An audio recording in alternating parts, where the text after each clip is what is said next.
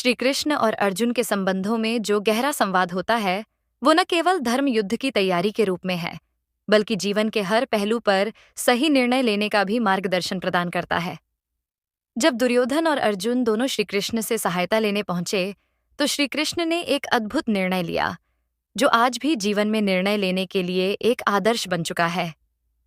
दुर्योधन, जो कि एक अहंकारी और स्वार्थी व्यक्ति था, वो स्वयं को श्रेष्ठ मानते हुए श्री कृष्ण के सिराहने बैठा।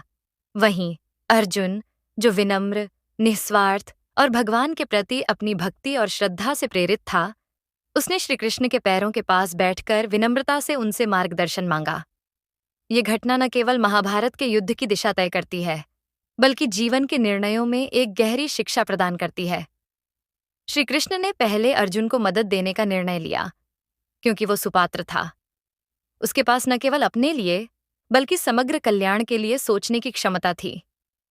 इसके विपरीत दुर्योधन के पास केवल स्वार्थ था, और उसे जो मिला वो भी केवल उसकी इच्छाओं और महत्वाकांक्षाओं की पूर्ति के लिए था।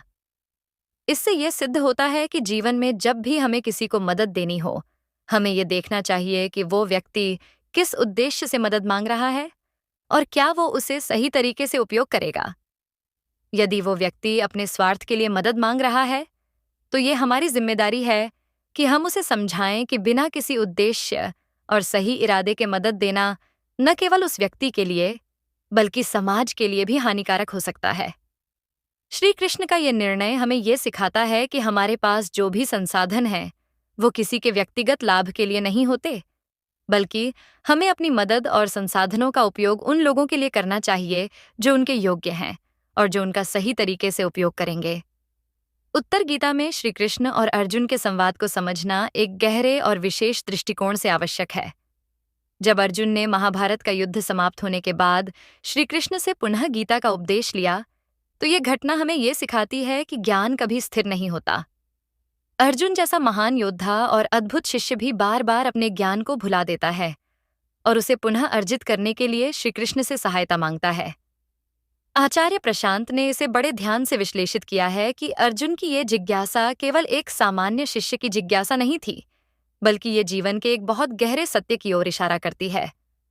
उन्होंने ये कहा कि जीवन में जितना भी हम ज्ञान प्राप्त करते हैं, वो स्थायी नहीं होता।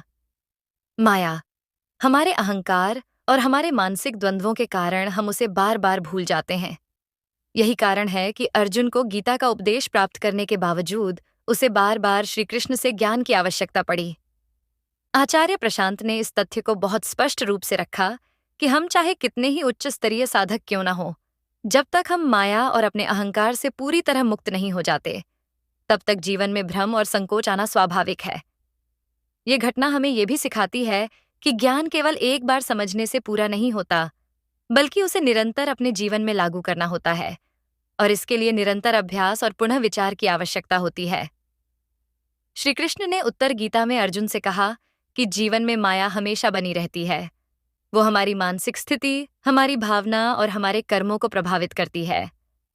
जब तक हमारा शरीर और मन अस्तित्व में है, तब तक माया की छाया हमारे ऊपर बनी रहती है। आचार्य प्रशांत ने इसे और स्पष्ट करते हुए ये कहा कि जीवन में किसी भी व्यक्ति को ये नहीं मानना चाहिए कि वो पूरी तरह से माया से मुक्त हो चुका है।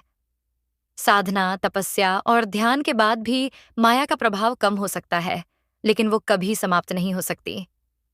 ये जीवन का एक ऐसा सत्य है जिसे हमें स्वीकार करना चाहिए। जब तक हम ये सोचते हैं कि हम पूरी तरह से मुक्त हो गए हैं, तब तक हमारी मुक्ति आदि होती है। ये जीवन के संपूर्णता की ओर जाने की प्रक्रिया है, जिसमें निरंतर जागरूकता और आत्म अवलोकन की आवश्यकता होती है। आचार्य प्रशांत ने इसे एक और महत्वपूर्ण तरीके से समझाया कि जीवन में कभी भी किसी भी प्रकार का ज्ञान स्थिर नहीं होता। जैसे जैसे हम एक नई स्थिति में आते हैं, हमारे अंदर की माया भी अपने नए रूप में सामने आती है। ओशो ने कहा था, मन जो समझता है वो बिल्कुल अलग है। ये खतरनाक विचार आपके दिमाग को हिला देंगे। ओशो ने जीवन के बारे में जो बातें कहीं, वे अक्सर हमारी समझ से कहीं आगे होती थीं।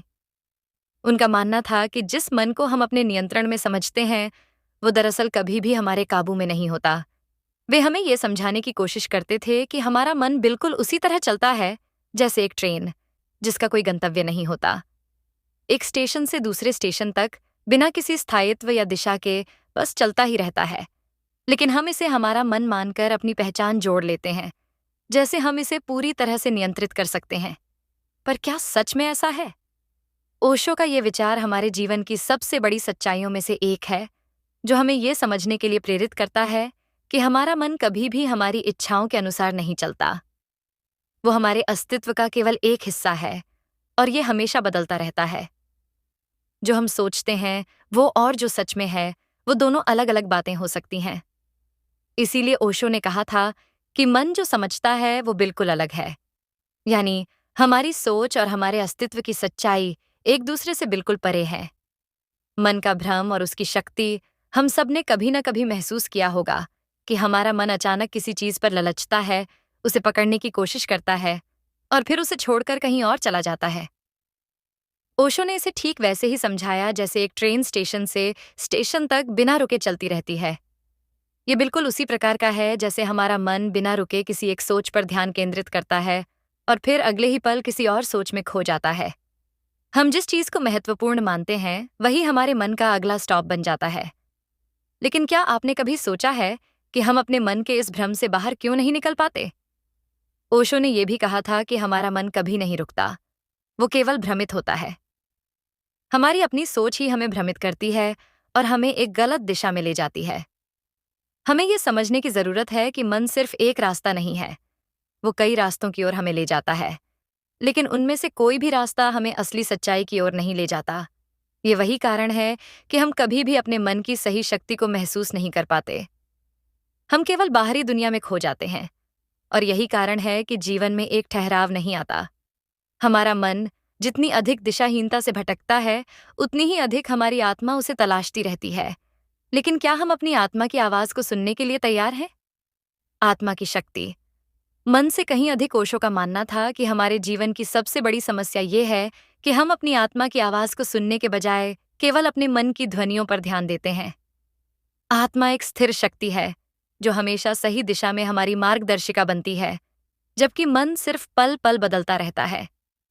जैसे एक दरिया जो लगातार बहता रहता है, ठीक वैसे ही हमारा मन कभी नहीं रुकता। और जब तक हम ये समझते नहीं कि हमारा असली अस्तित्व क्या है, हम कभी भी उस आत्मा के उच्चतर क्षेत्र को महसूस नहीं कर सकते। लेकिन आत्मा की शक्ति के बारे में जानने के लिए सबसे पहले हमें अपने मन की शक्ति को पहचानना होगा। ओशो कहते थे कि यदि आप अपनी सोच और अपनी मानसिक स्थिति को पहचान पाते हैं, तो आप आत्मा की शक्ति को समझने के काबिल हो सकते हैं।